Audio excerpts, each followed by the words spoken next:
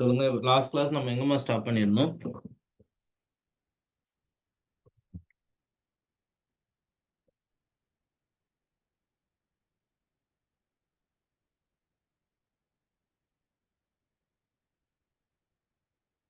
சொல்லுங்க. Sir, stable neutrons, unstable neutrons, sir. Table Stable neutrons and unstable neutrons, sir. Stable neutrons unstable நியூட்ரான்ஸ்க்கு condition நான் கொடுத்துருந்தேன். Binding energy per nucleon நான் இன்னைக்கு சொல்லிக் கொடுக்கணும்னு சொல்லியிருந்தேன். கரெக்டா? Yes, sir. Okay. So first எனக்கு சொல்லுங்க, ஸ்டேபிள் நியூக்ளியஸ்க்கு என்ன கண்டிஷன் பார்த்துச்சோம்? What is the condition for the nucleus to be highly stable? சொல்லுங்க பார்க்கலாம். Sir, the number of protons should be Yes, total number of protons and neutrons, if it is going to be equal, mostly it is stable. ஆனால் இதுவே வந்து proton and neutron வந்து ஸ்டேபிளாக, ஐ மீன் ஈக்குவலாக இல்லாத நிறைய நியூக்ளியஸ் வந்து அன்ஸ்டேபிளாக இருக்கிறதுக்கு வாய்ப்பு இருக்கு. Alright, what do you mean by mass defect? Sir இப்போ மாஸ் இப்போ ஏதாவது காணாம போச்சோ இல்லைன்னா வந்துட்டு இண்டஸ்ட்ரியல் பொசிஷன்ல போய் இருந்துச்சுன்னா அது வந்து மாஸ் டிஃபெக்ட்னு சொல்லுவாங்க சார். ஓகே, காணாம போச்சுன்றதை விட குறைபாடு. சார் ஸோ இப்போ ஃபர்ஸ்ட் ஒரு லாஜிக் படி பார்த்தீங்கன்னா, நம்ம எல்லாருக்குமே வந்து இண்டிவிஜுவல் நியூக்ளியான்ஸ் உடைய மாசஸ் தெரியும். புரோட்டானோட மாஸாக இருந்தாலும் சரி, நியூட்ரானோட மாஸாக இருந்தாலும் சரி, நமக்கு தனித்தனியாக என்னங்கிறது தெரியும். ஸோ இப்போ ஒரு 5 நியூட்ரான் 5 புரோட்டான் சேர்ந்து ஒரு பர்டிகுலர் நியூக்ளியஸை உருவாக்குதுன்னா, அது தனித்தனியாக இருக்கும்பொழுது அதோட மாசஸ் டிஃப்ரெண்ட்டாகவும், அது ஒன்றா சேர்ந்து இருக்கும்பொழுது டுகெதர் அந்த நியூக்ளியஸோட மாஸ் டிஃப்ரெண்ட்டாகவும் இருக்கு. ஓகே, ஸோ டுகெதர் அந்த மாஸ் வந்து டிஃப்ரெண்ட்டாக இருக்கு. ஸோ அப்போ நீங்கள் அந்த ரெண்டையும் சப்ராக்ட் பண்ணும்போது there will be a deficiency in mass. டெஃபிஷியன்சின்னு சொல்லும்போது குறைபாடு கொஞ்சம் கம்மியாக இருக்கு. So that mass deficiency will get converted to energy. என்ன energy? The energy that is required to hold binding energy sir. Correct. Binding எனர்ஜினா எதை பைண்ட் பண்ணுது?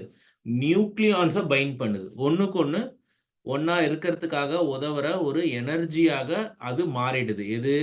மாஸ்.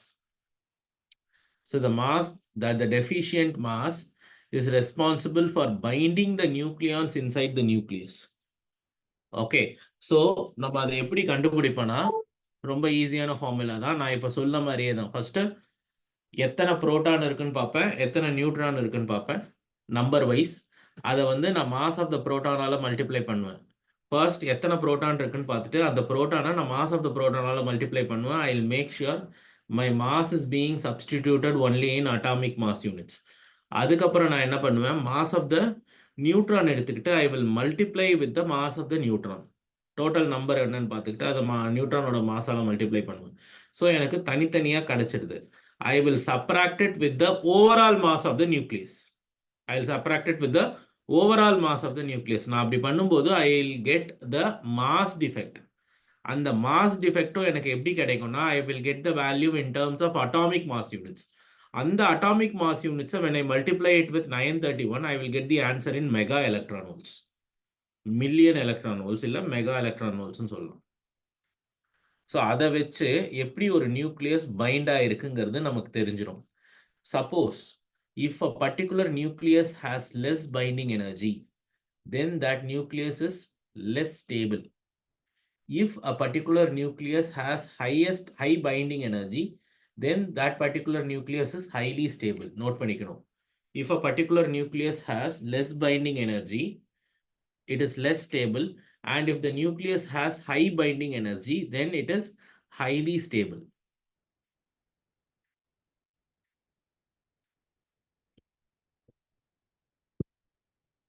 So நான் இப்போ உங்களுக்கு காட்ட போறது it's a binding energy curve. It is a binding energy curve. So இப்போ இந்த binding energy curveல பார்த்தீங்கன்னா everything else is marked. So ஒவ்வொரு நியூக்ளியஸ்க்கும் எந்த அளவுக்கு பைண்டிங் எனர்ஜி இருக்குங்கிறத நம்ம இங்க மார்க் பண்ணிருக்கோம்.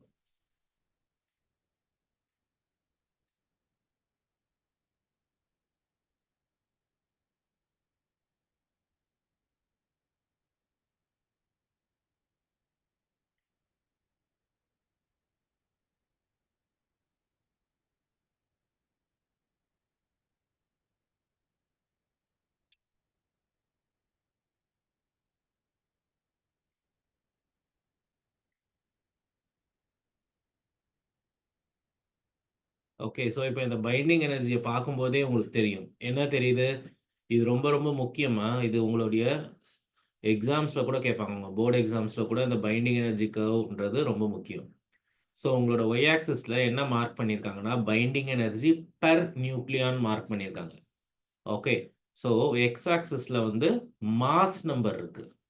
ஸோ ஒவ்வொரு மாஸ் நம்பருக்கும் எவ்வளோ பைண்டிங் எனர்ஜி இருக்கு அப்படிங்கிறத நீங்க இங்க பார்க்கலாம். ஸோ ஃபர்ஸ்ட்டு வந்து அப்ராக்ஸிமேட்டா 2 மெகா எலக்ட்ரான் வோல்ட்ல ஆரம்பிக்கிறது.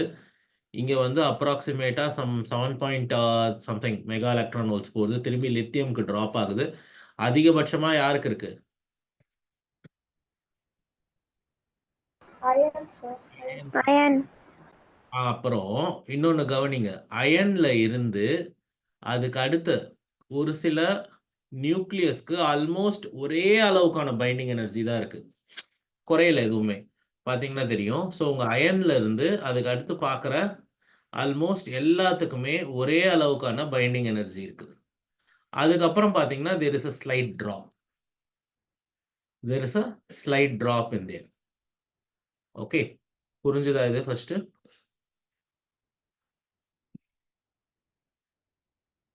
ஸோ நான் இத உங்களுக்கு பாயிண்ட் பை பாயிண்ட் தரேன். எல்லாருமே இத நோட் பண்ணிக்கணும். ஏன்னா உங்களோட போர்ட் எக்ஸாம் கூட இது யூஸ் ஆகும். இன்கேஸ் உங்களோட நீட் அண்ட் ஜேஇ எக்ஸாம்ல ஏதாவது தியரட்டிக்கல் கொஸ்டின் கேட்டா, you should be in a position to answer this also. பாருங்க. First point.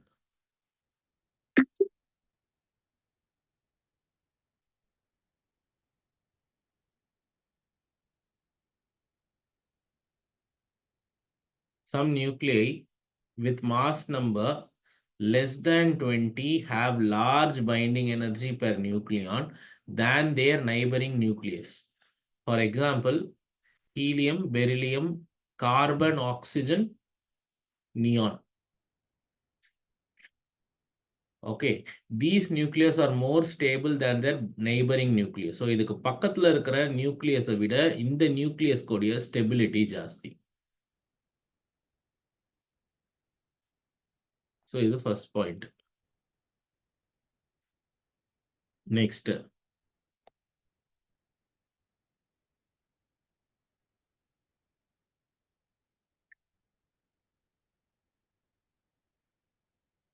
binding energy per nucleon. Binding energy per nucleon is maximum for the nucleus whose mass number is 56. இங்க தான். And அதோட value வந்து 8.8 இருக்கு. Okay, அதோட value வந்து 8.8 இருக்கு. For nucleus having A greater than 56. For A greater than 56, binding energy per nucleon gradually decreases. Okay, so binding energy per nucleon will gradually decreases for uranium, and the value of binding energy drops to 7.5. So 8.8 uraniumக்கு இருக்கு, அங்கிருந்து sorry 8.8 அயனுக்கு இருக்கு, அங்கிருந்து நம்ம யுரேனியம்க்கு வர்றதுக்குள்ள அந்த 8.8 7.5 drop ஆயிடும். ஓகேவா? Note பண்ணிக்கோங்க.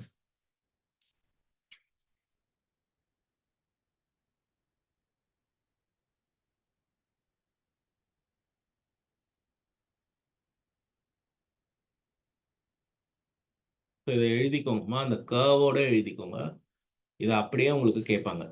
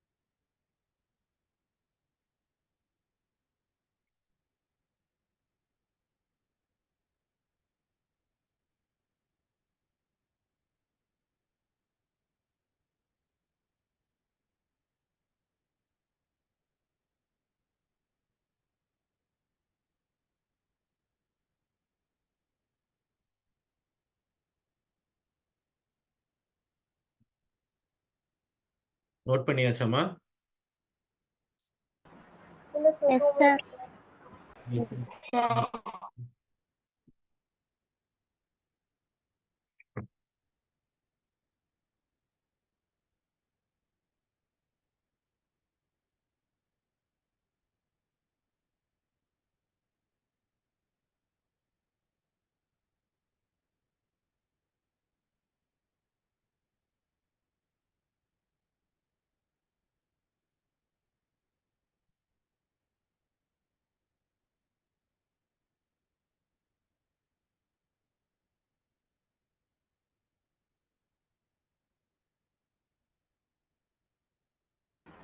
Noted, sir.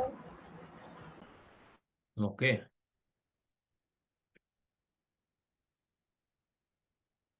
நெக்ஸ்ட் இந்த நியூக்ளியஸ்ல எதெல்லாம் வந்து ஃபிஷனபிள் அப்படிங்கறத பார்க்கணும். ஃபர்ஸ்ட் ஃபிஷன்னா என்ன நீங்க சொல்லுங்க பார்க்கலாம். What do you mean by fission? Division, sir. Fission means splitting of nucleus. ஒரு நியூக்ளியஸ் ஸ்பிளிட் பண்றது மூலமா நமக்கு எனர்ஜி கிடைக்கும். அந்த எனர்ஜியை நம்ம கன்ஸ்ட்ரக்டிவாகவும் யூஸ் பண்ணிக்கலாம், டிஸ்ட்ரக்டிவாகவும் யூஸ் பண்ணிக்கலாம்.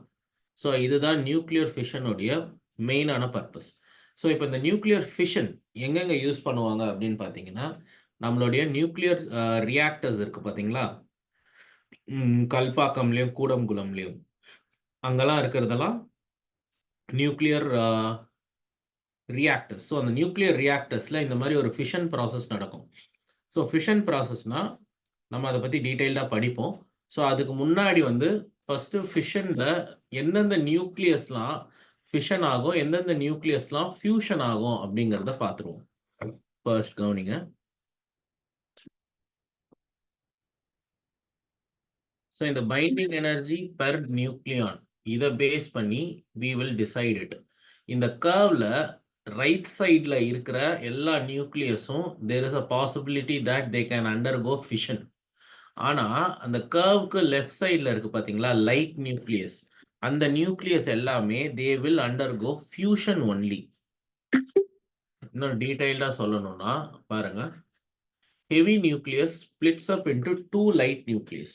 இங்க ஹெவியா இருக்கிற நியூக்ளியஸ், ஃபார் எக்ஸாம்பிள் யுரேனியமா இருக்கட்டும், தோரியமா இருக்கட்டும், பொலோனியமா இருக்கட்டும், so they are heavy nucleus and they are unstable too. So அந்த நியூக்ளியஸ் என்ன ஆகும்னா ஸ்டெபிலிட்டியை ரீச் பண்றதுக்காக ரெண்டா ஸ்பிளிட் ஆகும். ஓகே, ஸோ அது தானாகவும் ஸ்பிளிட் ஆகும், இல்லைன்னா நீங்க ஏதாவது ஒரு நியூட்ரானால அதை பம்பார்ட் பண்ணும்போதும் அது ரெண்டா ஸ்பிளிட் ஆகும். So when they split into two, the binding energy will be released. Energy release ஆகும். Okay, a large amount of energy will be released. அந்த எனர்ஜியை என்ன பண்ணலாம்னா நம்ம எலக்ட்ரிசிட்டியா யூஸ் பண்ணிக்கலாம், எலக்ட்ரிசிட்டி ப்ரொடியூஸ் பண்றதுக்காக யூஸ் பண்ணிக்கலாம். சில இடங்கள்ல வந்து இந்த ஃபியூஷன் ரியாக்டர்ஸை வந்து ஃபியூயலா யூஸ் பண்ணி சப்மரைன்ஸ் கூட ஒர்க் ஆகுறது உண்டு. ஸோ இந்தியா கிட்ட இல்லை, நிறைய அமெரிக்கன் சப்மரைன்ஸ் வந்து nuclear powered submarines. So nuclear பவர்னா அங்கே வந்து ஒரு சின்ன ரியாக்டர் இருக்கும், அதில் ஃபிஷன் ரியாக்ஷன் நடக்கும். ஸோ அப்படி ஃபிஷன் ரியாக்ஷன் நடக்கிறதுனால வர்ற எனர்ஜியை அது ஃபியூயலாக யூஸ் பண்ணி ஆப்ரேட் பண்ணுறாங்க. ஸோ அதுதான் இதோடைய அட்வான்டேஜ். சரி, இப்போ ஃபியூஷன் ரியாக்ஷன்னா என்ன? ஃபிஷன்னா ஒரு நியூக்ளியஸை ரெண்டா பிரிக்கிறது, ஃபியூஷன்னா ரெண்டு நியூக்ளியஸை ஒன்னா சேர்க்கிறது. சரியா? நான் ஈஸியாக சொல்லிட்டேன், ரெண்டு நியூக்ளியஸை நம்ம ஒன்னா சேர்த்துடலான்னுட்டு. அந்த ரெண்டு நியூக்ளியஸை ஒன்னா சேர்க்கறது அவ்வளோ சாதாரணமான காரியமே கிடையாது. நல்லா ஞாபகம் வச்சுக்கோங்க, fusion reaction requires a huge amount of energy. நம்ம கொடுக்கணும், அது கொடுக்காது. ஃபர்ஸ்ட் ஃபியூஷன் ரியாக்ஷனை ஸ்டார்ட் பண்றதுக்கு நம்ம எக்கச்சக்கமான எனர்ஜி கொடுக்கணும்.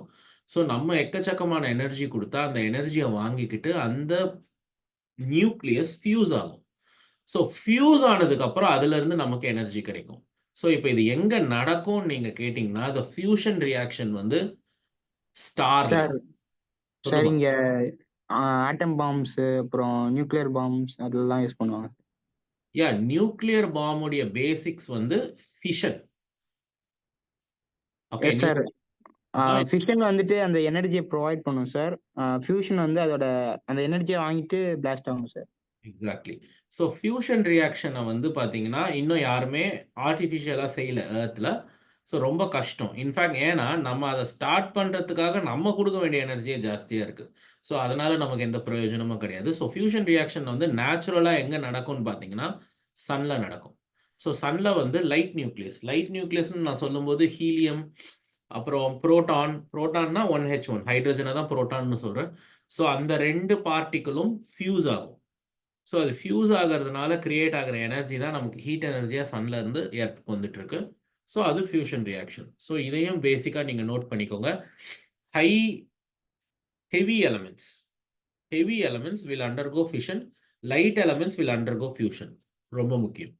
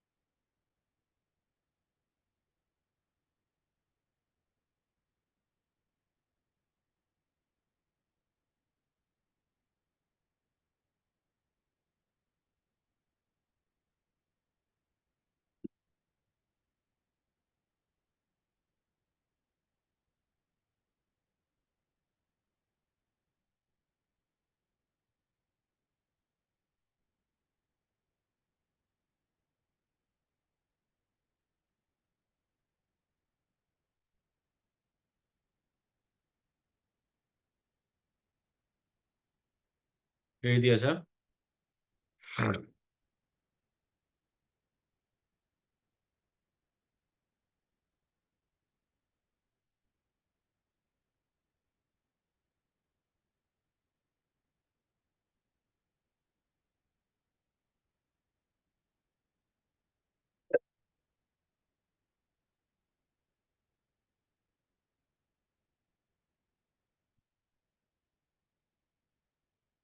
எழுதியாச்சாமா?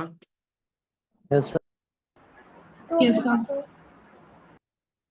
ஓகே. ஸோ இப்போ நான் ஃபிஷன் பற்றி பேசினேன்.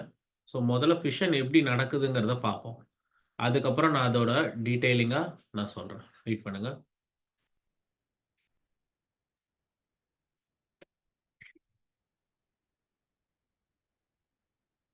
ஸோ ஃபஸ்ட்டு ஒரு நியூக்ளியஸ் இருக்கு. ஸோ இந்த நியூக்ளியஸில் பார்த்தீங்கன்னா புரோட்டான், நியூட்ரான் ரெண்டுமே இருக்கு. ஓகே. ஸோ ரெட் கலரில் இருக்கிறதெல்லாம் புரோட்டான், ஒயிட் கலரில் இருக்கிறது எல்லாமே நியூட்ரான்ஸ். ஸோ இங்கே புரோட்டானும் இருக்கு, நியூட்ரானும் இருக்கு. என்ன ஆகுதுன்னா ஃபஸ்ட்டு என்ன வந்து இடிக்குது, அதை கவனிச்சிங்களா? என்ன பார்ட்டிக்கல் வந்து அதை இடிக்குது? ஒயிட் கலர்ல இருக்கிற particle. Neutron sir. Neutron. Neutron. So neutron வந்து அதை இடிக்குது. இடிச்ச உடனே அது என்ன ஆயிடுது? ரெண்டா மாறிடுது. Fission separates the uranium nucleus into 2 elements. சரியா? ஸோ அது ரெண்டா பிரியறது மட்டும் இல்லாம நமக்கு என்ன வந்துரும்? அதுல இருந்து ஒரு எனர்ஜியும் சில நியூட்ரான்ஸும் வெளியே வருது.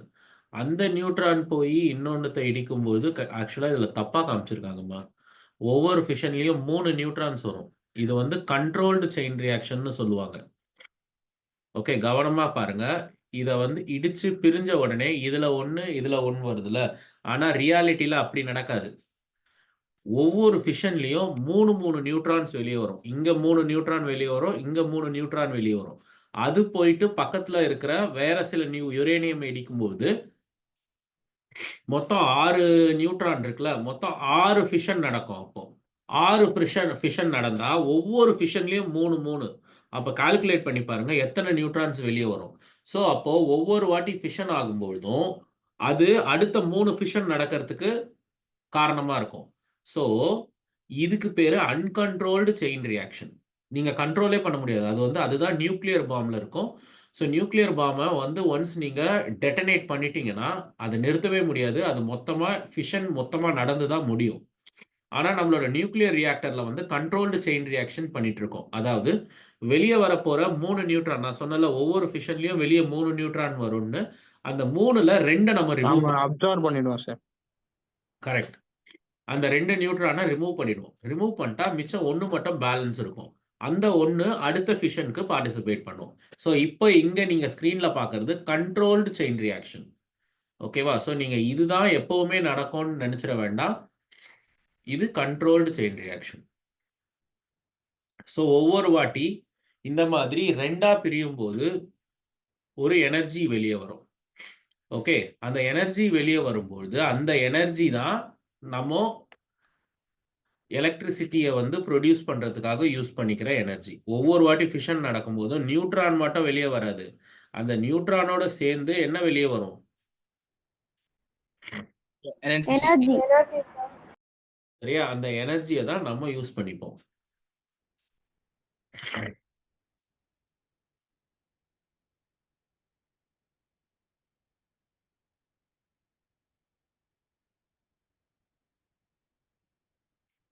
இருங்க, நான் வேற ஒரு அனிமேஷன் காட்டுறேன்.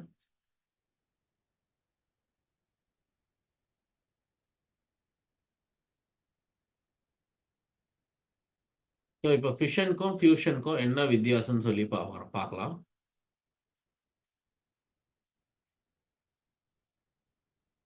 ஸோ ஒரு நியூக்ளியஸை ஒரு நியூட்ரான் வந்து இடிச்சும் பொழுது அது 2 நியூக்ளியஸா மாறுது. அதனால வெளியில எனர்ஜி வருது. ஆனா ஃபியூஷன்ல 2 நியூக்ளியஸ் ஒன்னா ஜாயின் பண்ணும். Okay, 2 light nucleus will join together and it produces energy. அது ஃபியூஷன். அண்ட் இன்னொரு விஷயம் கவனிச்சிங்களா? உங்க ஃபிஷன் நடக்கிறது எல்லாமே ஹெவி நியூக்ளியஸ்ல, ஃபியூஷன் நடக்கிறது எல்லாமே லைட் நியூக்ளியஸ்ல, ஹைட்ரஜன் மாதிரி நியூக்ளியஸ்ல.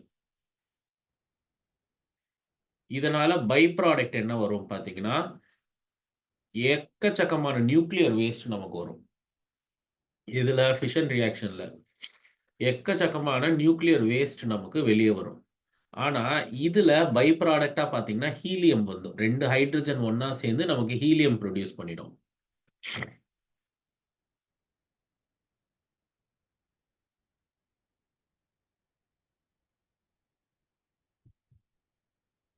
ஸோ ஃபிஷனை நம்ம ஏற்கனவே அப்ளை பண்ண ஆரம்பிச்சிட்டோம். ஆனால் ஃபியூஷனை வந்து நம்ம அப்ளை பண்ணல. நம்ம எப்படி கன்ஸ்ட்ரக்டிவாக யூஸ் பண்ணுறதுன்னுட்டு இன்னும் ஃபியூஷன் பற்றி நமக்கு கம்ப்ளீட்டாக தெரியாது. ஸோ அதனால் நீங்கள் பார்க்கணும். ஆனால் ஃபிஷனில் கிடைக்கிறது வந்து 1 million times greater than the other energy source.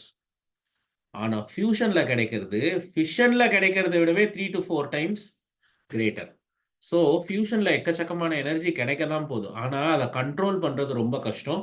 And in fact நம்ம அதை ப்ரொடியூஸ் பண்ணுறதுக்காக நம்ம இனிஷியலாக எக்கச்சக்கமாக எனர்ஜி தர வேண்டியதாக இருக்குது. ஸோ இதுதான் ஃபிஷன்லேயும் ஃபியூஷன்லேயும் நடக்கிற விஷயம். சரி, இப்போ நம்ம ப்ராப்பராக பார்ப்போம் என்ன நடக்க போகுது, எப்படி நடக்க போகுதுன்னு சொல்லி. நியூக்ளியர் ஃபிஷன் அதான் ஹெட்டிங் எடுத்துக்கோங்க.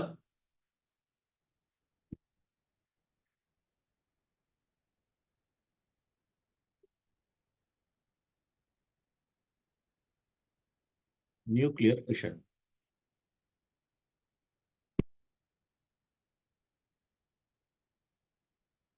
So, process of splitting of heavy nucleus into 2 lighter nuclei of comparable mass with a liberation of energy is called nuclear fission. இதான் வந்து definition வச்சுக்கலாமே. A process of splitting of heavy nucleus into 2 lighter nuclei of comparable masses with the liberation of energy is called nuclear fission.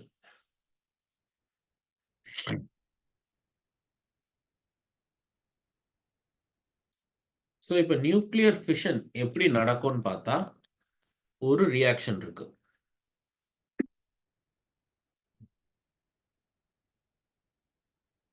So இதை தான் நீங்கள் அனிமேஷனில் பார்த்தீங்க. So ஒரு uranium நியூக்ளியஸை நான் ஒரு நியூட்ரானால் ஹிட் பண்ணேன்னா ஃபஸ்ட்டு யுரேனியம் வந்து அன்ஸ்டேபிளாக மாறும். ஸோ எப்பயுமே ஒரு நியூக்ளியஸ் அன்ஸ்டேபிளாக மாறுச்சுன்னா அது ஸ்டெபிலிட்டியை நோக்கி போகும். எப்படி ஸ்டெபிலிட்டியை நோக்கி போகும்? தன்னைத்தானே உடைச்சிக்கிட்டு it starts converting to a different nucleus which is more stable. அதனால யுரேனியம் வந்து பெரிலியம் அண்ட் கிரிப்டானா மாறும். அப்படி மாறுறது மட்டும் இல்லாம 3 நியூட்ரான் வெளியே வரும். நான் சொன்ன பார்த்தீங்களா, 3 நியூட்ரான் வெளியே வரும் பிளஸ் எனர்ஜி வெளியே வரும். நமக்கு இந்த எனர்ஜிக்கு மேலதான் இன்ட்ரெஸ்ட். ஸோ ஃபர்ஸ்ட் இதை நோட் பண்ணிக்கணும்.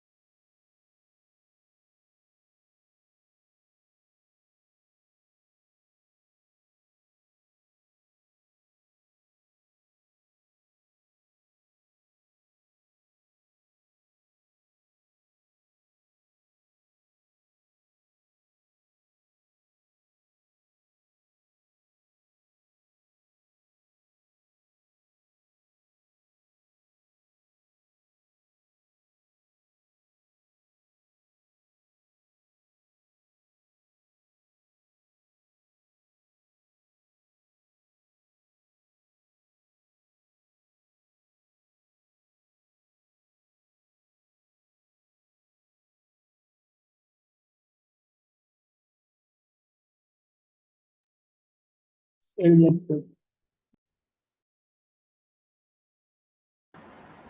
sir.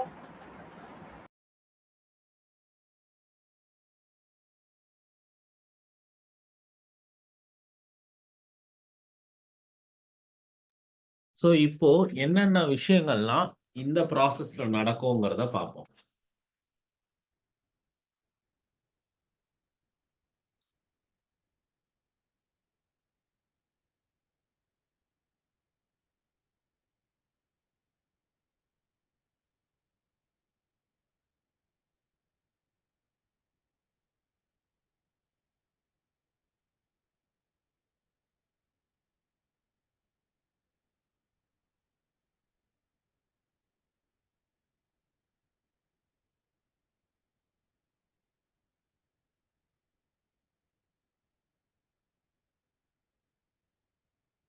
So listen.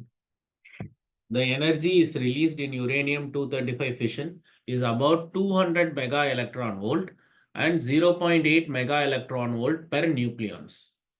ஸோ இப்போ இதில் ரிலீஸ் ஆகிற எனர்ஜின்னு பார்த்தீங்கன்னா ஆல்மோஸ்ட் 200 மெகா எலக்ட்ரான் வோல்ட்ஸ் அளவுக்கு எனர்ஜி நமக்கு ஃபிஷன்ல இருந்து கிடைக்கும். ஓகே, அண்ட் ஒவ்வொரு ஃபிஷன் நடக்கும் பொழுதும் ஆன் ஆவரேஜ் 2.5 நியூட்ரான்ஸ் வெளியே வரும். அதாவது எல்லா ஃபிஷன்லையுமே 3 நியூட்ரான்ஸ் வெளியே வரும்னு சொல்ல முடியாது. ஒரு சில ஃபிஷன்ல 2 நியூட்ரான் கூட வெளியே வரலாம். So on average 2.5 neutrons will be coming out. அதுக்கப்புறம் எங்க பாருங்க, fast neutrons will escape from the reaction. So to proceed the chain reaction they need slow neutrons. அதனால வேகமா போற நியூட்ரான்ஸை ஸ்லோ டவுன் பண்றதுக்காக உங்களோட நியூக்ளியர் பவர் பிளான்ட்ஸ்ல ஒரு சில எக்யூப்மெண்ட்ஸ் இருக்கும். இதையும் நோட் பண்ணிக்கணும். Slow moving neutrons will only proceed with the chain reaction அப்படின்னு சொல்லணும்.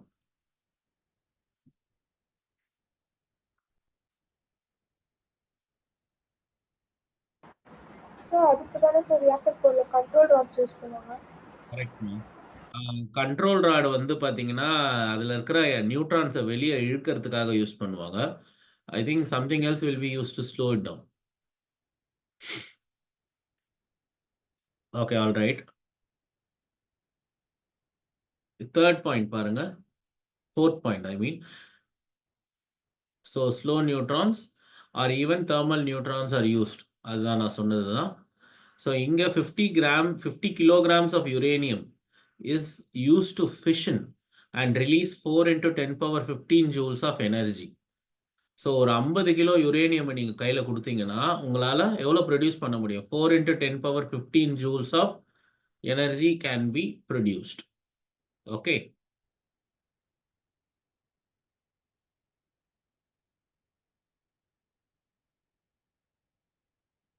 இது ரொம்ப முக்கியம். Binding energy per nucleon of the compound nucleus must be less than that of the fission product. அதாவது நீங்க யுரேனியமை ஃபிஷன் பண்றீங்க, அதனால வெளியே வர்றது பெரிலியம் அண்ட் கிரிப்டான். ஸோ இப்போ பெரிலியம் அண்ட் கிரிப்டானுடைய மாஸ், அதாவது binding per unit binding energy per nucleon must be less than that of the fission product. So உங்களோட யுரேனியமை விட பெரிலியம் அண்ட் கிரிப்டானுக்கு என்ன கம்மியா இருக்கணும்? பைண்டிங் எனர்ஜி பர் நியூக்ளியான் கம்மியா இருக்கணும். சரியா? இதெல்லாம் ரொம்ப முக்கியமான ப்ராடக்ட். அதில் பாயிண்ட்ஸு, அதுலேயே இந்த 7th பாயிண்ட் ரொம்ப ரொம்ப முக்கியம், நோட் பண்ணிக்கோங்க.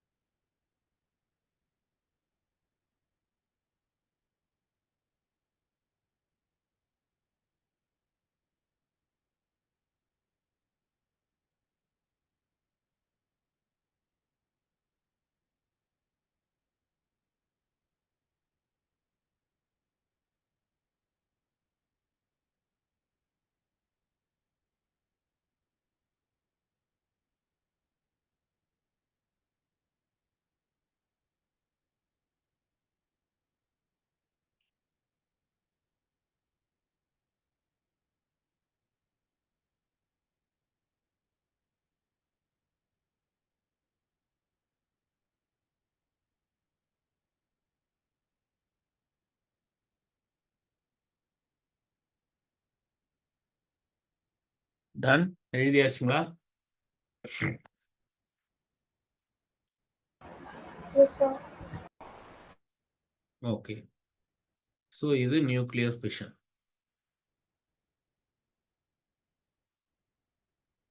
ஸோ இதிலிருந்து உங்ககிட்ட பேசிக்காக சில கொஸ்டின்ஸ் கேட்பாங்க. மோஸ்ட்லி தியரட்டிக்கலாக தான் இருக்கும் அந்த கொஸ்டின்ஸ் எல்லாமே. ஆனால் கன்ஃபார்மாக இதிலிருந்து கொஸ்டின்ஸ் வர்றதுக்கான சான்சஸ் ஜாஸ்தி.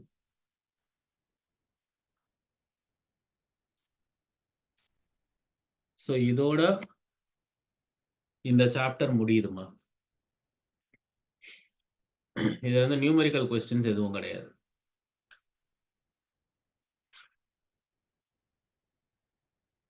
ஸோ இன்னைக்கு நம்ம லாஸ்ட் சாப்டர் ஸ்டார்ட் பண்ணிடலாம். எல்லாருமே நோட் பண்ணிக்கோங்க. இது ரொம்ப ரொம்ப ரொம்ப இம்பார்ட்டண்ட்டான டாபிக், இம்பார்ட்டண்ட்டான சாப்டர். அதே நேரத்தில் ரொம்ப ஈஸியான சாப்டர் கூட. நீங்கள் நோட் பண்ணியிருந்தீங்கன்னா தெரியும், நம்ம கடைசியாக படித்த எல்லாமே ஓரளவுக்கு ஈஸியாக தான் இருக்கும். ஆனால் நம்ம ஸ்டார்டிங்கில் படித்த சாப்டர்ஸ்லாம் ரொம்ப டஃப்பாக இருக்கும் 12th பொறுத்த வரைக்கும்.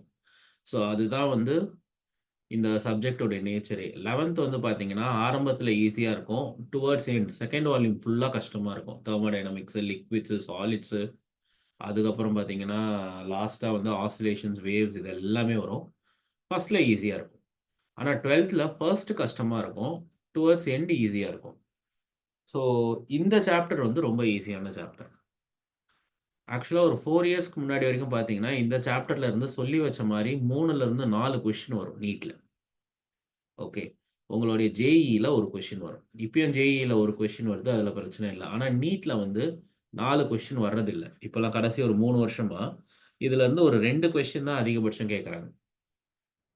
ஆனால் அந்த 2 கொஸ்டினுமே ரொம்ப சிம்பிளான கொஸ்டின்ஸாக இருக்கும்.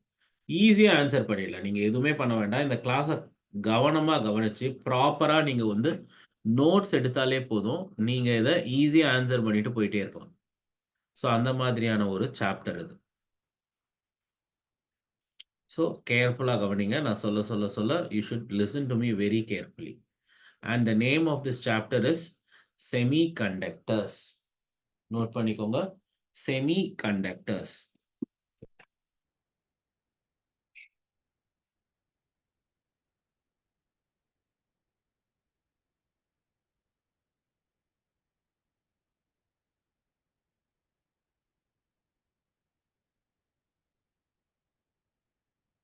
ஸோ உங்களை பொறுத்த வரைக்கும் செமிகண்டக்டர்ஸ்னா என்ன சொல்லுங்க பார்க்கலாம். What do you mean by semiconductors? Partially allowed. So partially conductor, partially resistor. Correct. These are the materials partially. Under some conditions, it behave as a conductor, sir. Very good. Under some conditions, true, it's behave like a conductor. Otherwise, generally சொல்ல போனா they partially conduct electric current ன்னு சொல்லுவோம்.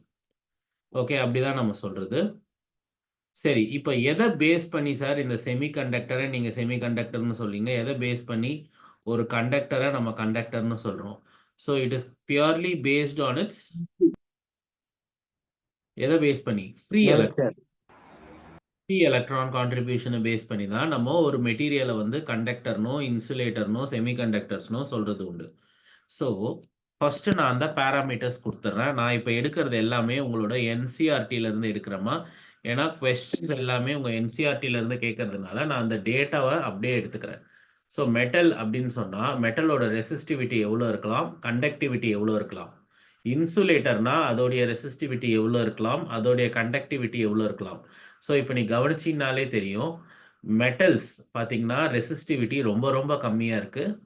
Okay, உங்களோட இன்சுலேட்டர்ஸில் resistivity ரொம்ப ஜாஸ்தியாக இருக்குது. இப்போ இது ரெண்டுத்துக்குமே இன்டர்மீடியேட்டாக எதில் இருக்குது? உங்களோட செமிகண்டக்டர்ஸில் இருக்குது. ஸோ உங்களுக்கு இன்டர்மீடியேட்டாக செமிகண்டக்டர்ஸில் இருக்கும்.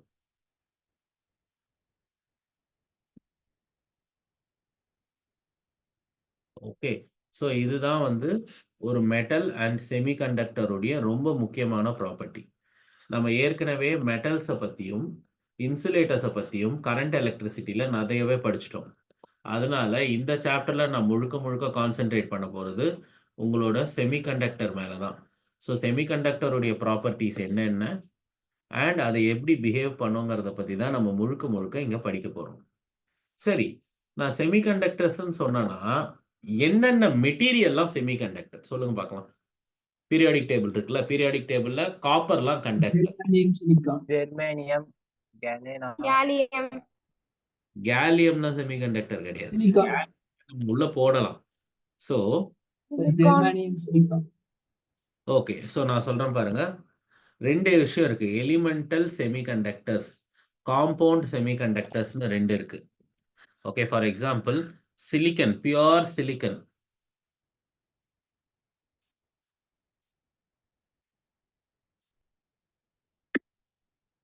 இது இருக்கு பாருங்க. இதெல்லாமே உங்களோட என்சிஆர்டில இருந்து நான் எடுக்கிறேன், ரொம்ப இம்பார்ட்டன்ட். ஃபர்ஸ்ட் செமிகண்டக்டிங் எலமெண்ட்ஸ் அப்படின்னு சொல்லும்போது நமக்கு முழுக்க முழுக்க தெரிஞ்சது எல்லாமே வந்து பார்த்தீங்கன்னா ஜெர்மானியமும் சிலிக்கனும் தான். இந்த சாப்டர் முழுக்கவுமே நான் ஜெர்மானியம் அண்ட் சிலிக்கனை தான் யூஸ் பண்ணுவேன். ஏன்னா இது நமக்கு ராவா எர்த்ல இருந்து கிடைக்கும். ஆனா இதுவே காம்பவுண்ட் செமிகண்டக்டர்ஸ்னு இருக்கு. அதாவது 2 எலமெண்ட்டை ஒன்னா கம்பைன் பண்ணும்போது அந்த மெட்டீரியல் செமிகண்டக்டிங் பிஹேவியரை காட்ட ஆரம்பிக்கும். ஸோ சிடிஎஸ், ஜிஎன்னா என்ன? Gallium. Gallium. Arsenic. Gallium and arsenic. சிடினா cadmium, Cadmium. ஆமா. எஸ்சினா Selenium. Indium and Phosphorus. Indium and phosphorus. So இந்த மாதிரி 2 எலமெண்ட்ஸ் மிக்ஸ் ஆகும்போது கிரியேட் ஆகிற மெட்டீரியல் வந்து இன்ஆர்கானிக். ஓகே, ஆர்கானிக்கோடைய பேர் கொடுத்துருக்காங்க. ஸோ இது ஜஸ்ட் நீங்க ஞாபகம் வச்சுக்கிறது நல்லதுமா. ஏன்னா எம்சிக்யூல அவங்க இதை உங்ககிட்ட கேட்கலாம். ஸோ இதுல வந்து இதெல்லாம் வந்து ஆர்கானிக், இன்ஆர்கானிக்னு சொல்லிட்டு.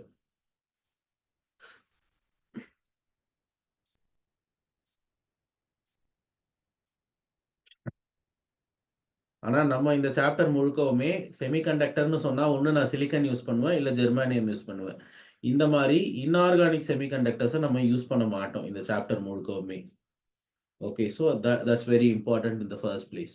அதுக்கப்புறம் அதோடைய energy bands, based on its energy bands we will decide whether this is a semiconductor or not based on its energy band. So energy band na முதல்ல என்ன சொல்லுங்க பார்க்கலாம்.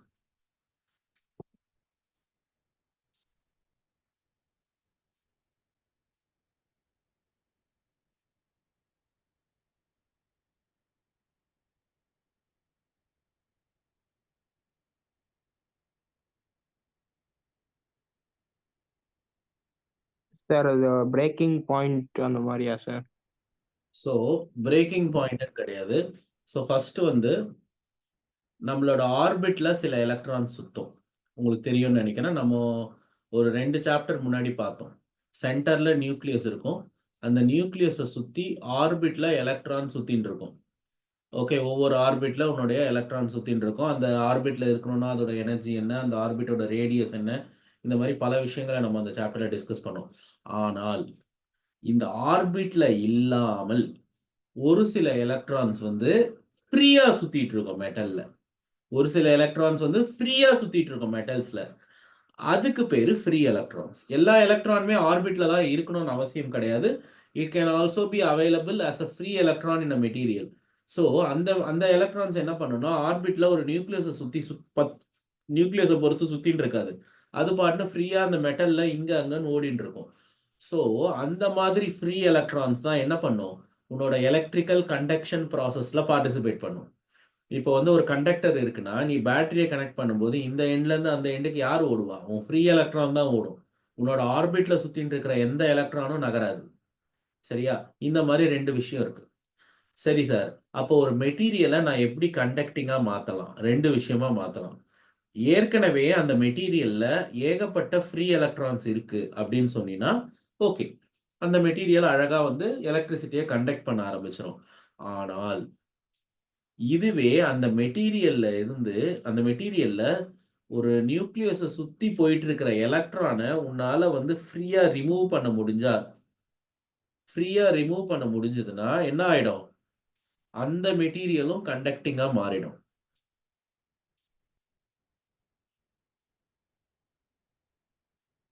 புரியுதா? அந்த மெட்டீரியலும் என்னவா மாறிடும்? கண்டக்டிங்கா மாறிடும்.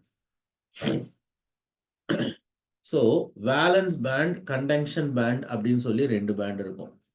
இப்படிதான் இருக்கும். இப்படிதான் நீ அதை இமேஜின் பண்ணும்.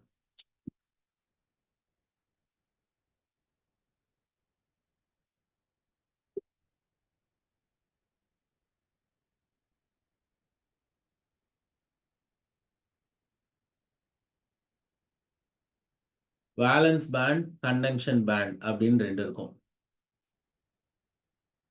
ஓகேவா? இதுக்கு பேரு வேலன்ஸ் பேண்ட், இது கண்டக்ஷன் பேண்ட். இந்த 2 பேண்டுக்கும் நடுவுல ஒரு குறிப்பிட்ட எனர்ஜி இருக்கும். ஸோ அந்த எனர்ஜி என்னன்னு சொன்னீங்கன்னா, நீங்க அந்த அளவுக்கு எனர்ஜி இங்க கொடுத்தீங்கன்னா இந்த எலக்ட்ரான் இங்க இருந்து இங்க போயிடும். ஸோ இப்போ பார்த்தீங்கன்னா எது எம்டியா இருக்கு? உன்னுடைய கண்டக்ஷன் பேண்ட் கம்ப்ளீட்டா எம்டியா இருக்கு. ஒண்ணுமே இல்லை இங்க. சுத்தமா நீங்க இங்க எலக்ட்ரான்ஸே பார்க்க முடியல. அப்படி உன்னோட கண்டக்ஷன் பேண்ட் வந்து எம்டியா இருந்ததுன்னா that material will not conduct electric current. That material will not conduct electric current. சரியா? ஸோ அப்போ எப்படி சார் நான் அந்த எலக்ட்ரிக் கரண்ட்டை கண்டக்ட் பண்ண வைக்கிறது இந்த மெட்டீரியல்னு கேட்டீங்கன்னா, இந்த கேப் இருக்கு பார்த்தியா? இந்த பேண்ட் கேப் எவ்வளோன்னு பார்க்கணும்.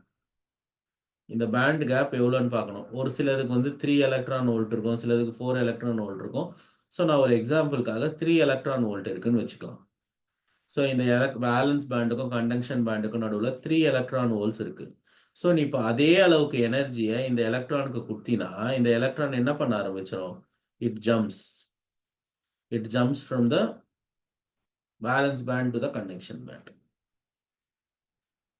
சரியா? இதுதான் விஷயம். ஸோ பாயிண்ட் என்னன்னா, இங்க வந்து ஆளுங்க நிக்கிறாங்க, நடுவில் வந்து ஒரு பெரிய பள்ளம் இருக்கு. சரியா? இங்க வந்து அதே மாதிரி இடம் இருக்கு.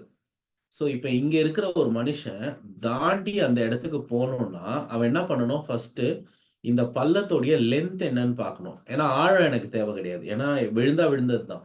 ஸோ எனக்கு இந்த லென்த் என்னன்னு பார்க்கணும்.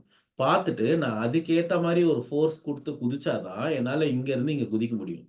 ஸோ இப்போ நான் இங்கேருந்து இங்கே குதிக்க போகிற ஃபோர்ஸை யார் முடிவு பண்ணணும்? அந்த பள்ளத்தோட லென்த்து முடிவு பண்ணணும். ஸோ இப்போ அந்த பள்ளத்தோட லென்த் வந்து கம்மியாக இருந்ததுன்னா நான் கம்மியான ஃபோர்ஸ் கொடுத்தா அந்த பக்கம் போயிடுவேன். ஸோ இப்போ இதுவே இந்த பள்ளத்துடைய லென்த் வந்து ரொம்ப பெருசாக இருக்குது அப்படின்னா இங்கே இருக்கிற ஒரு பர்சனும் அந்த பக்கம் போகிறதுக்கு நிறைய ஃபோர்ஸ் கொடுத்து போக வேண்டியது இருக்கும். ஸோ நடுவில் இருக்கிற அந்த பள்ளம் எவ்வளோ நீளமாக இருக்குங்கிறத பொறுத்து தான் நம்ம அந்த பக்கம் போற முடியுமா முடியாதா அப்படிங்கிறது முடிவாகும். அது எவ்வளவு வேணா ஆழத்துல இருக்கட்டும். 5 அடி இருந்தாலும் நம்ம விழுந்துருவோம், 50 அடி இருந்தாலும் நம்ம விழதான் போறோம். So just forget about the depth. So point என்னன்னா, ஒரு சில மெட்டீரியல்ல இந்த கேப் கம்மியா இருக்கும், ஒரு சில மெட்டீரியல்ல அந்த கேப் பெருசா இருக்கும். ஓகே, ஸோ எந்த மெட்டீரியல்ல கம்மியா இருக்கும் சார், எந்த மெட்டீரியல்ல ஜாஸ்தியா இருக்கும்? கண்டக்டர்ல இந்த கேப் ரொம்ப ரொம்ப கம்மியா இருக்கும். ஓகே, இந்த இஜிக்கு பேரு பேண்ட் கேப்னு பேரு. EG is the band gap. Band gap is nothing but the separation between the valence band and conduction band. ஞாபகத்துல இருக்கட்டும். சரியா? And the band gap energy is very much less for conductor. சரி sir, லெஸ்ங்கிறீங்களே, எவ்வளோ less? Sometimes ஜீரோவா கூட இருக்க வாய்ப்பு இருக்கு. சம்டைம்ஸ் ஜீரோவா இருக்கும், கேப்பே இருக்காது, ஒன்று மேல ஒன்று ஓவர்லாப் ஆயிருக்கும். அப்போ வந்து ஈஸியா இந்த பக்கம் இருந்து அந்த பக்கம் போயிட முடியும் நம்மளால. ஓகே, அப்படி இருந்தா அந்த மெட்டீரியலுக்கு பேரு கண்டக்டர். இதே பேண்ட் கேப் வந்து ரொம்ப ஜாஸ்தியா இருக்கு இருந்தா அந்த மெட்டீரியலுக்கு பேரு இன்சுலேட்டர். அதாவது நான் என்ன சொல்லிட்டேன் ஏற்கனவே, இந்த இடத்துல எலக்ட்ரான் இருந்தாதான் அந்த எலக்ட்ரானால எலக்ட்ரிக்கல் கண்டக்ஷன் ப்ராசஸ்ல பார்ட்டிசிபேட் பண்ண முடியும். ஆனா அன்பார்ச்சுனேட்டா நிறைய எலக்ட்ரான் வந்து எங்க இருக்கு? உன்னோட வேலன்ஸ் பேண்ட்ல இருக்கு, எதுவுமே இல்லை. ஸோ இது இங்க இருந்து நீ எலக்ட்ரான் அந்த பக்கம் கொண்டு போகணும்னாலும் என்ன ஆயிடும்னா, நீ அதிகமான எனர்ஜி கொடுக்கணும். எவ்வளோ எனர்ஜினா, நீ குறைஞ்சபட்சம் 3 எலக்ட்ரான் வோல்ட்டாவது கொடுத்தாதான் அது இங்க இருந்து அங்க போக முடியும். சரியா? அப்படி இல்லைன்னா இங்க இருந்து அங்க போக முடியாது. ஸோ ஆக மொத்தம் இந்த இடத்துல காலியா இருக்கு. இந்த மெட்டீரியலை நம்ம இன்சுலேட்டர்னு சொல்லுவோம். ஓகே, இந்த மெட்டீரியல் நம்ம இன்சுலேட்டர்னு சொல்லுவோம். Suppose if your band gap is less than 3 electron volt, ஞாபகத்துல இருக்கட்டும். If your band gap is less than 3 electron volt, then it is categorized as semiconductor. Then it is categorized as semiconductors.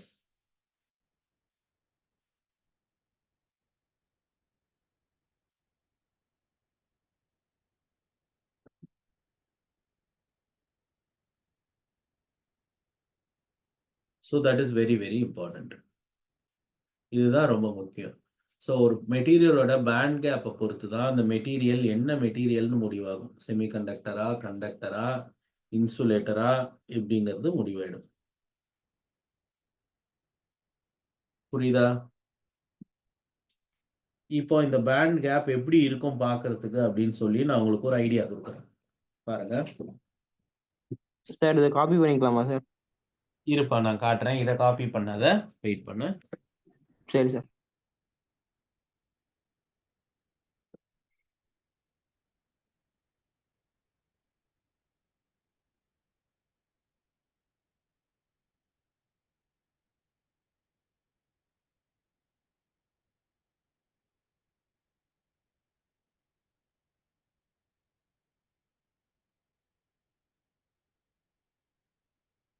So இப்போ first one பார்த்தீங்கன்னா conductor. So இப்போ ஒரு கண்டக்டருக்கு பார்த்தீங்கன்னா gap ரொம்ப கம்மியாக இருக்கு, இல்லைன்னா கேப்பே இல்லாமல் இருக்கு. இது ரெண்டுமே கண்டக்டர்ஸ். ஓகேவா? இப்போ 3 எலக்ட்ரான் வோல்ட்டுக்கு மேல இருந்தா இதுக்கு பேர் என்ன? இன்சுலேட்டர்ஸ். 3 எலக்ட்ரான் வோல்ட்டுக்கு கம்மி இருந்ததுன்னா semiconductors. That's how it works.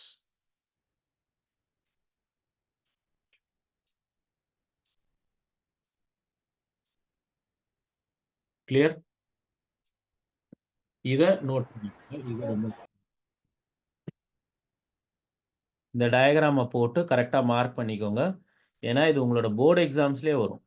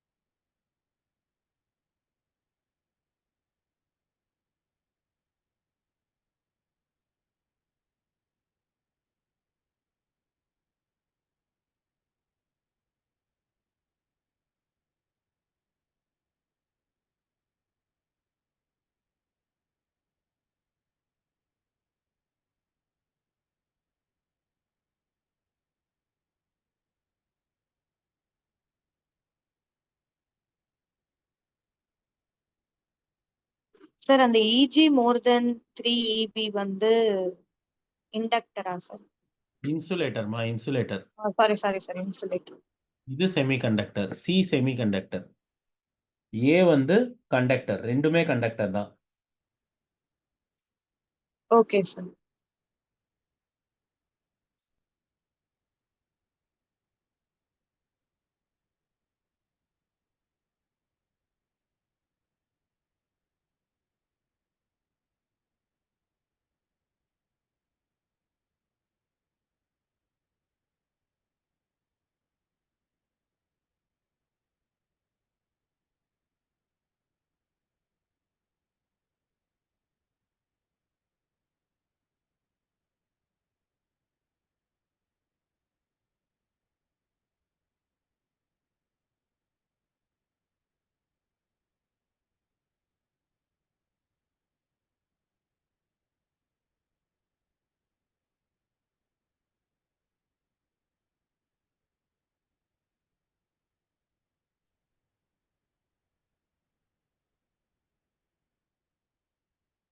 Sir இதுல எது சார் செமிகண்டக்டர்? இதுதாம்மா semiconductor. E g less than 3 electron volt இருக்குல்ல, இதுதான் semiconductor C.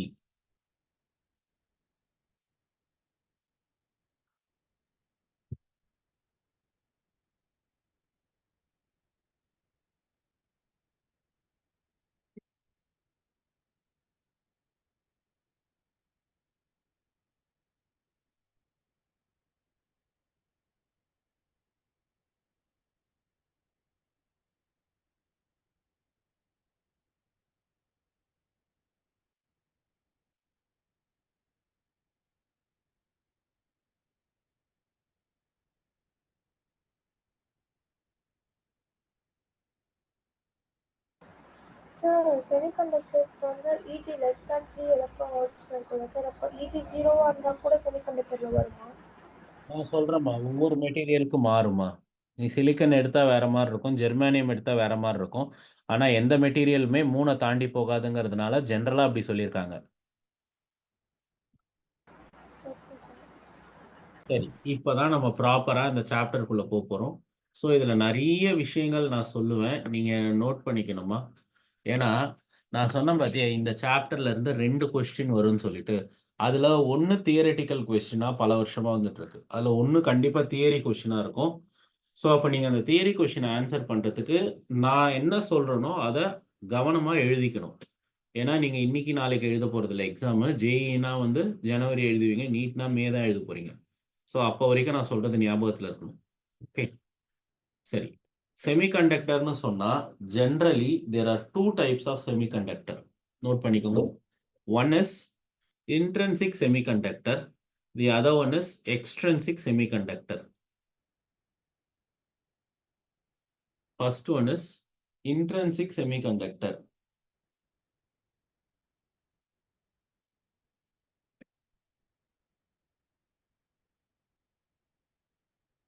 Intrinsic semiconductor. Next one வந்து extrinsic semiconductor.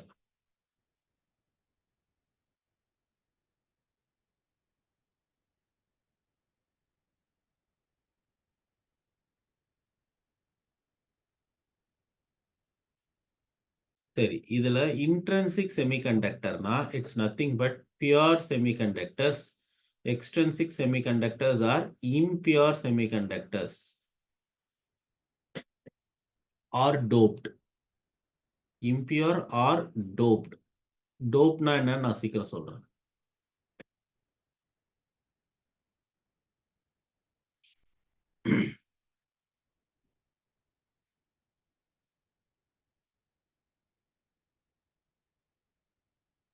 ஸோ ஃபஸ்ட்டு நம்ம பார்க்க போகிறது இன்ட்ரென்சிக் செமிகண்டக்டரை பற்றி.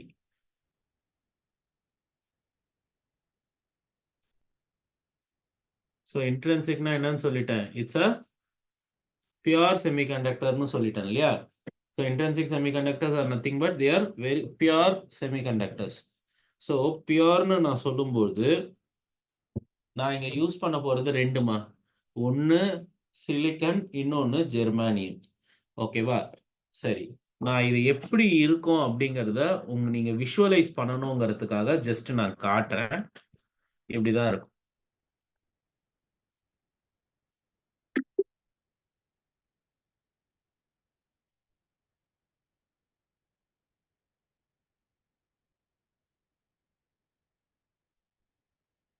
ஸோ இது என்னது +4 +4 +4 இருக்கு. பீட் சிலிக்கன் ஆர் பீட் ஜெர்மானியம், அதோட வேலன்ஸ் எலக்ட்ரான் 4 இருக்கும். ஸோ கெமிஸ்ட்ரியில் நீங்கள் கண்டிப்பாக படிச்சிருப்பீங்க, நான் உங்களுக்கு சொல்லிக் கொடுக்கணும்னு அவசியம் கிடையாது. You should know by yourself. Valence electron 4 தான் இருக்கும், அது சிலிக்கனாக இருக்கட்டும் இல்லை ஜெர்மானியமாக இருக்கட்டும்.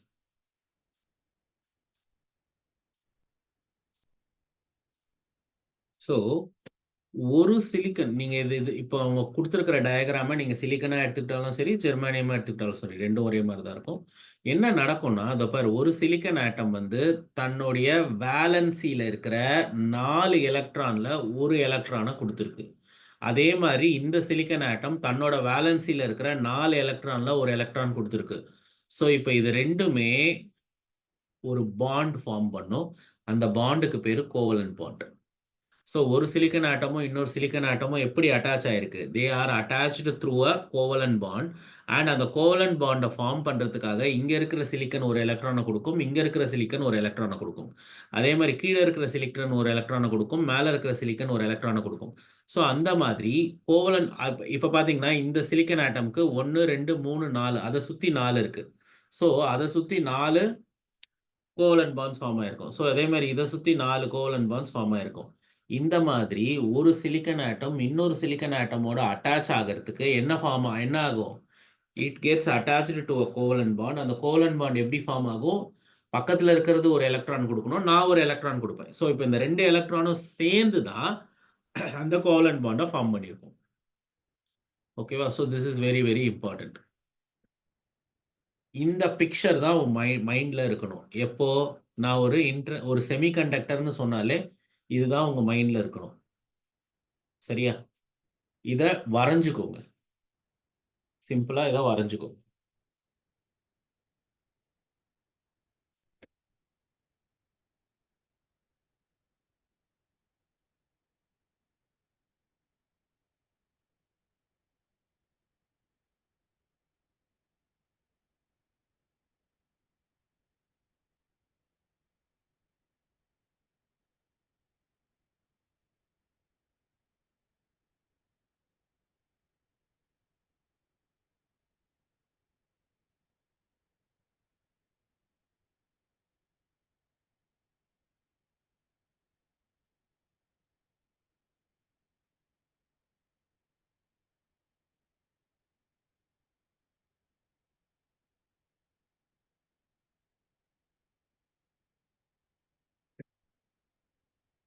ஓகே? டன்.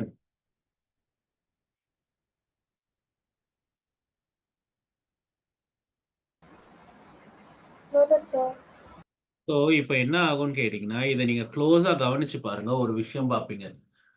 எந்த விதமான எலக்ட்ரானுமே இங்க ஃப்ரீயா இல்லை. இங்க ஒரு எலக்ட்ரானுமே இங்க ஃப்ரீயா இல்லை நமக்கு. ஏன்னா எல்லா எலக்ட்ரானுமே என்ன இருக்கு? எல்லா எலக்ட்ரானுமே one or the other covalent பாண்ட்ல அட்டாச் ஆயிருக்கு. எதுவுமே ஃப்ரீயா சுத்திட்டு இல்லை. நான் எடுத்த உடனே என்ன சொன்னேன்? எப்போ உன்னோட எலக்ட்ரான் ஃப்ரீயா இருக்கோ அந்த எலக்ட்ரான் தான் ஒரு எலக்ட்ரிக்கல் கண்டக்ஷன் ப்ராசஸ்ல பார்ட்டிசிபேட் பண்ணும் அப்படின்னு நான் சொன்னேன் இல்லையா? ஸோ ஃப்ரீயா இல்லாத எந்த எலக்ட்ரானுமே எலக்ட்ரிக்கல் கண்டக்ஷன் ப்ராசஸ்ல பார்ட்டிசிபேட் பண்ணாது. ஸோ அப்போ இந்த பிக்சர் படி உங்ககிட்ட எந்த ஃப்ரீ எலக்ட்ரானுமே இல்லை. கரெக்டா?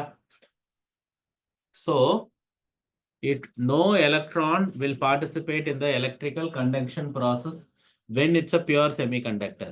சரி சார், அப்போ ஒரு பியூர் செமிகண்டக்டர்ல எலக்ட்ரிக் கரண்டே பாஸ் ஆகாதா அப்படின்னு கேட்டா ஆகும். ஸோ அதுக்கு நீ என்ன பண்ணணும்னா, ஃபர்ஸ்ட் ஒரு ஹீட் எனர்ஜியை கொடுக்கணும்.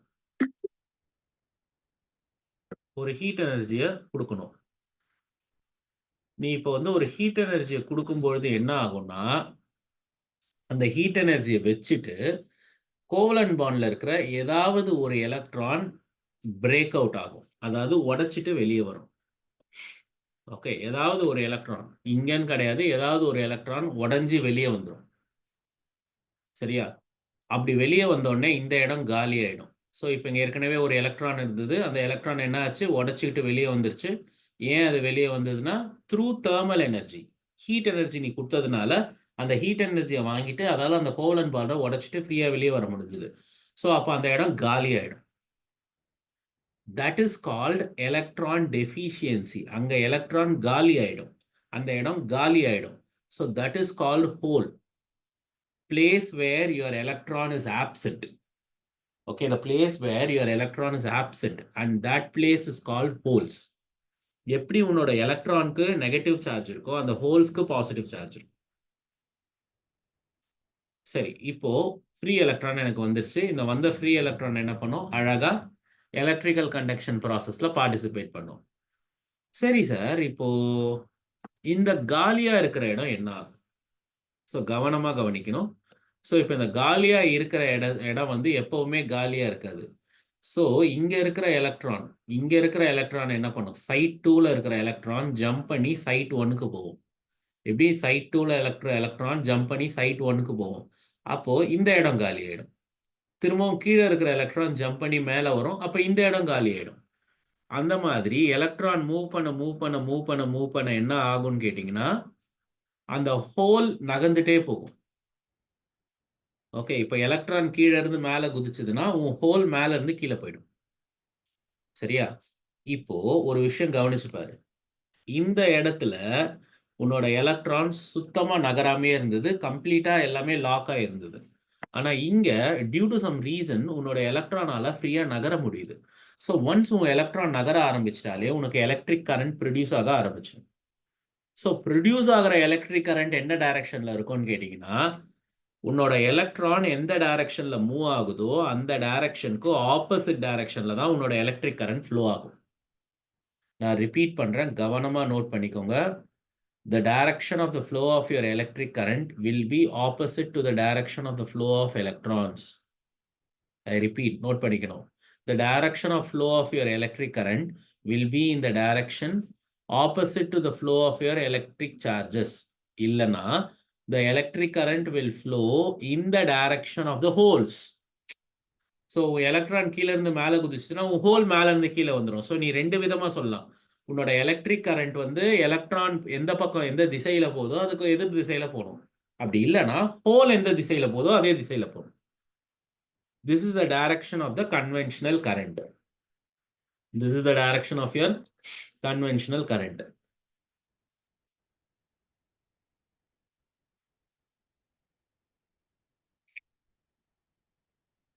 Okay.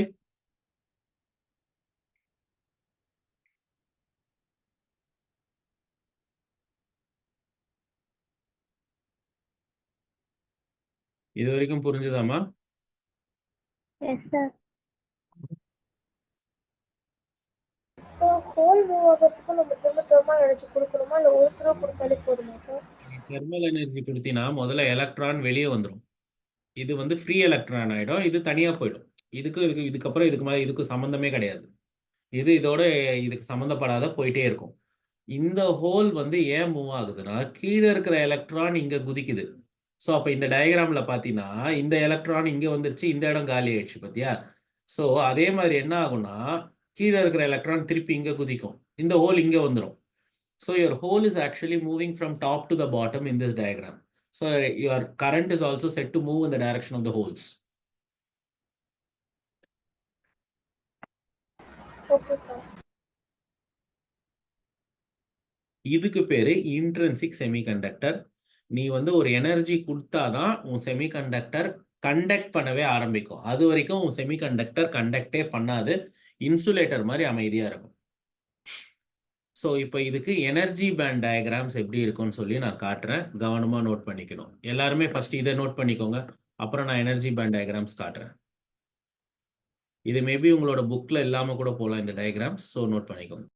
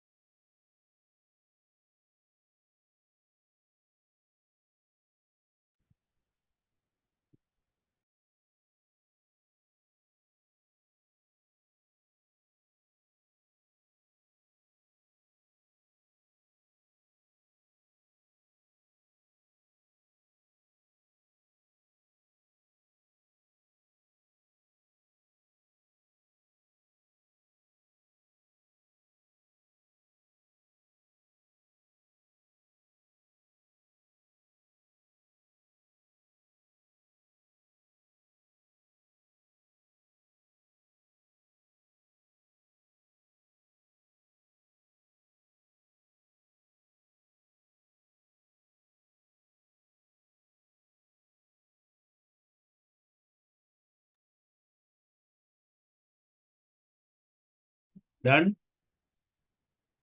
S sir. noted sir. இப்ப பாருங்க, நான் எனர்ஜி பேண்ட் டயக்ராம்ஸ் காட்டுறேன்.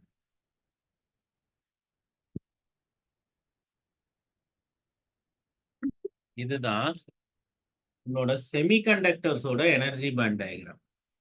அதாவது at temperature T is equal to 0 Kelvin. So 0 கெல்வினுங்கிறது ஆக்சுவலா நம்மளால அச்சீவ் பண்ணவே முடியாதுமா. அது வந்து ஒரு என்ன சொல்றது, இன்கேஸ் 0 கெல்வினா இருந்தா என்ன ஆகுன்றதுக்காக கொடுக்கறது தான்.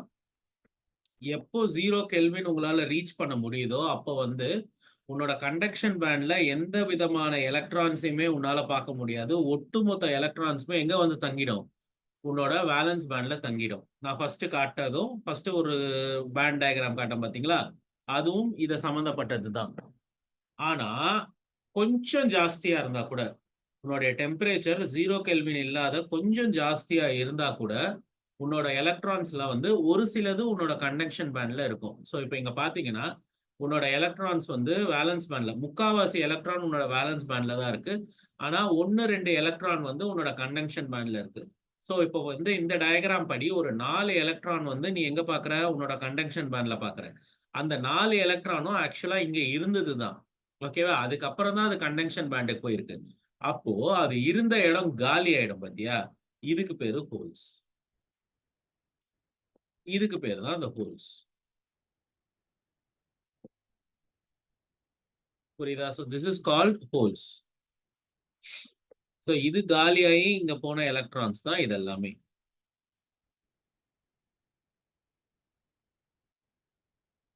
ஸோ இதை நோட் பண்ணிக்கோங்க, இதுவும் முக்கியம்.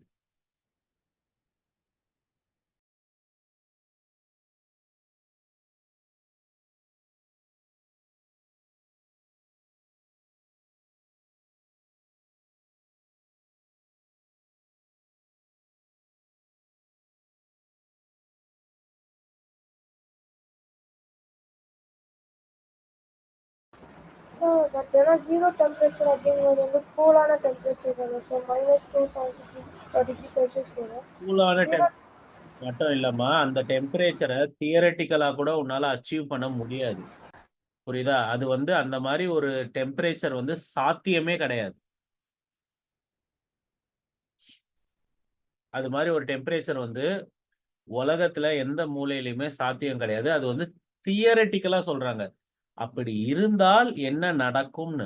ஸோ நீங்க 0 கெல்வின்னா -273 நம்ம ஈஸியா சொல்லிடலாம். ஆனா அந்த -273 நம்ம எது மூலமாவும் அச்சீவ் பண்ண முடியாது. ஓகே, ஸோ இப்போ 0 டிகிரி செல்சியஸ்க்குள்ள இருந்தா கூட வந்து அது மேல வந்து கண்டக்டர் பேக் போகலாம் சார். கண்டிப்பா இருக்கும். -270 இருந்தா கூட இருக்கும். 0 டிகிரி என்ன, -270 டிகிரி செல்சியஸ் இருந்தா கூட மேல எலக்ட்ரான்ஸ் வந்துடும்.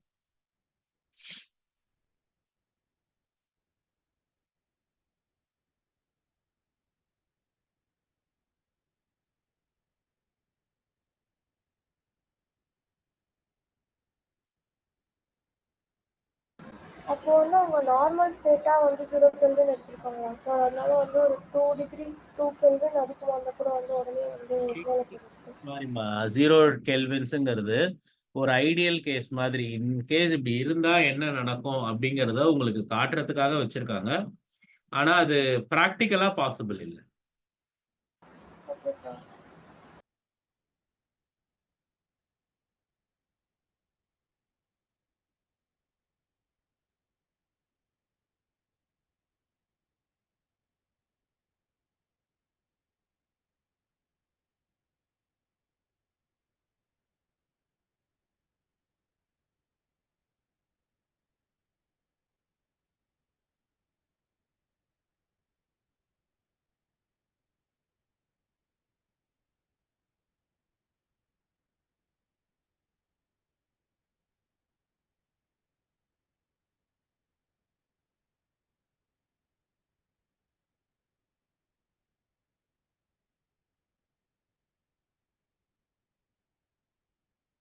நோட் பண்ணியாச்சம்மா? Yes sir. ஓகே, ஸோ நான் இன்னைக்கு இதோட ஸ்டாப் பண்றேன். நாளைக்கு நம்ம மறுபடியும் நம்ம மீட் பண்ணும்பொழுது இதுல இருந்து கண்டினியூ பண்ணுவோம். ஓகேவா? So I'll just stop here to demo. We will again meet tomorrow. Thank you. Thank you. Thank you, sir. Thank you, sir.